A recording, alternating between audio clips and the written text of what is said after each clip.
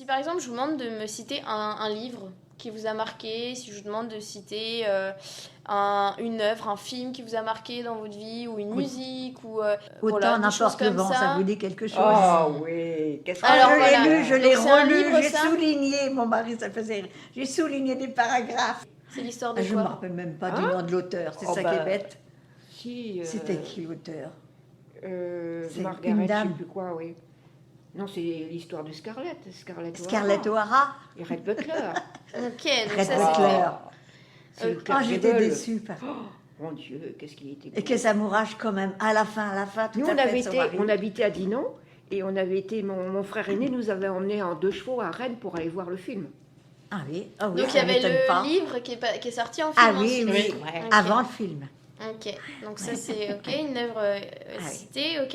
Est-ce que vous avez une autre, Caroline, est-ce que toi tu penses à un grand livre, un grand film qui t'a marqué? Un grand film, c'était Laurence d'Arabie. Ok, Ah oui. Ah ouais. c'est l'histoire de Avec quoi? l'histoire de Laurence d'Arabie qui part en Afrique, Ok.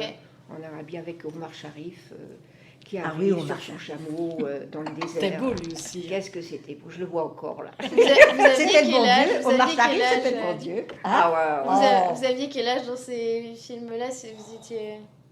Je sais plus, je devais avoir, je sais pas, 13, 14 ans. Ok, d'accord. Ok. Et vous, Béatrice? Moi, je me souviens pas au niveau film. Ou Puis un le livre, c'est plus récent. C'est le personnage, en fait, Amélie Nothomb. Ouais. J'ai pas pu lire beaucoup de livres d'elle, mais son personnage je sais pas pourquoi elle me parle. Et puis j'ai juste lu Métaphysique des tubes. C'est celle qui a toujours le chapeau. Oui. J'ai jamais lu le livre, il faudrait que je le lise. Il Et- doit y en avoir à la maison de quartier. Ah bah, il y en a Ah pas. oui. Puis elle en écrit un par an. Ah oui. Et puis elle se lève à 4 heures le matin, elle écrit pendant 6 heures. Et puis après, ça y est, donc tous les jours elle écrit. Mais je me souviens, parce qu'elle a beaucoup changé quand je la vois physiquement maintenant, on la voit sourire. Mais avant, elle avait un visage fermé, son chapeau tout en noir.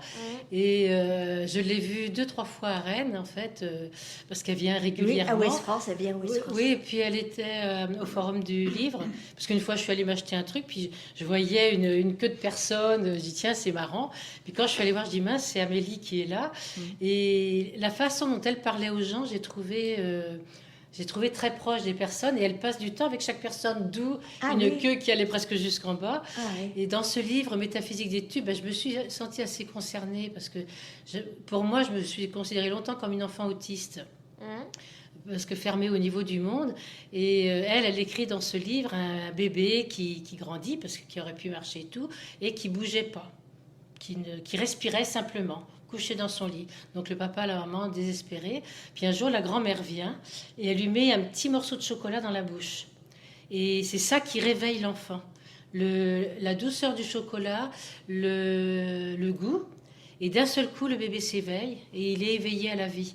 Et je me rends compte que des personnes qui restent enfermées dans quelque chose, il suffit de toutes petites choses comme ça pour réveiller, pour ouvrir au sens de la vie. Et ça m'a vraiment parlé par rapport à mon expérience. Et puis dans le livre, bon, elle parle beaucoup du Japon, c'est au Japon qu'elle était. Elle n'a pas été élevée par ses parents, son père était ambassadeur. Donc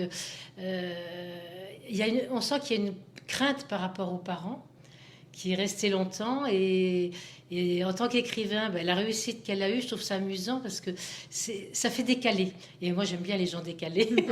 Elle raconte sa vie. Mais dans ce livre, parce que pas dans tous, dans Non, la pas plupart du des livres, c'est autre chose. Et puis un autre livre d'elle que j'avais lu, c'est pareil, ça parlait certainement d'elle. Et donc voilà, moi j'aime bien les bouquins. Il faut que ça me touche, quoi, de toute façon. qu'il y ait une Que part les de autres soi. livres, oui, des romans, mais il faut que ça fasse assez réel aussi en même temps. J'aime bien. Ok. Donc vraiment, ce livre-là, il m'avait vraiment parlé.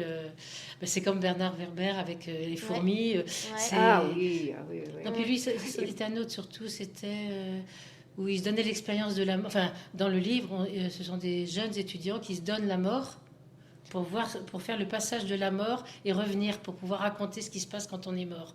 Alors ça, Ils étaient je sais sûrs de pas. revenir. Ils étaient sûrs de revenir. Je sais pas c'est quel.